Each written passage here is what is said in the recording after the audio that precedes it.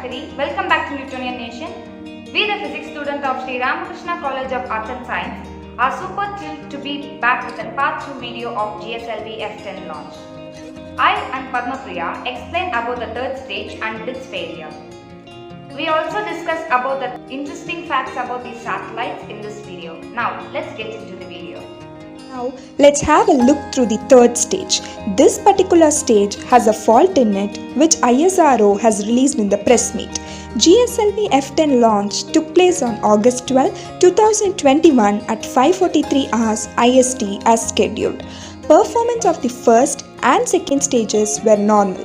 However, cryogenic upper stage ignition did not happen due to technical anomaly. The mission couldn't be accomplished as intended. Now, coming back, we use cryogenic fuel, that is liquid oxygen and liquid hydrogen. Cryogenic is nothing but storing something and which is protected under very low temperature.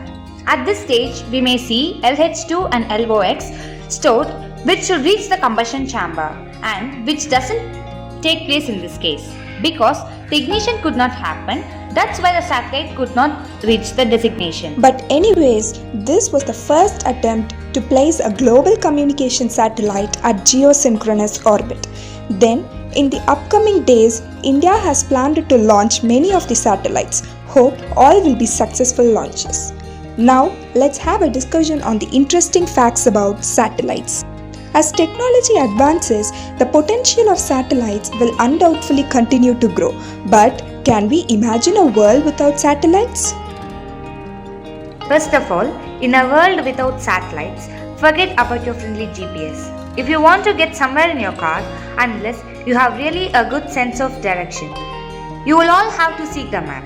In fact, without these telecom satellites, we would no longer be able to watch the major sports event live, and without satellites, we would not have much choice in our television program either. Satellites continue to be in orbit. Don't they fall out of the sky? To get into orbit, satellites have to be launched with a rocket. The rocket reaches the right location and it lets go of the space satellite.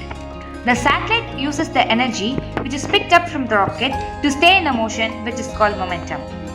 Even when a satellite is thousands of miles away, Earth's gravity is still tugging on it.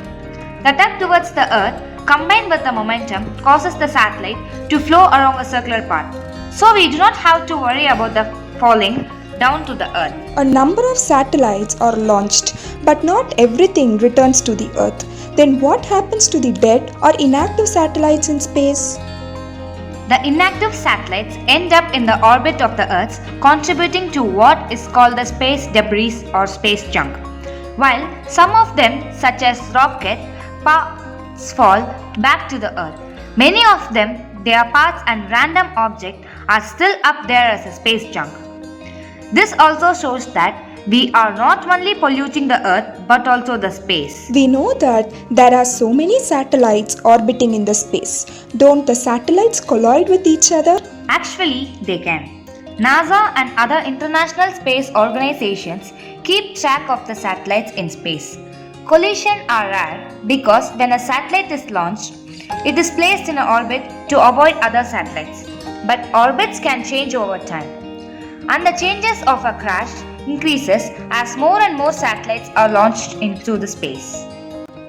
With this, we come to the end of the video.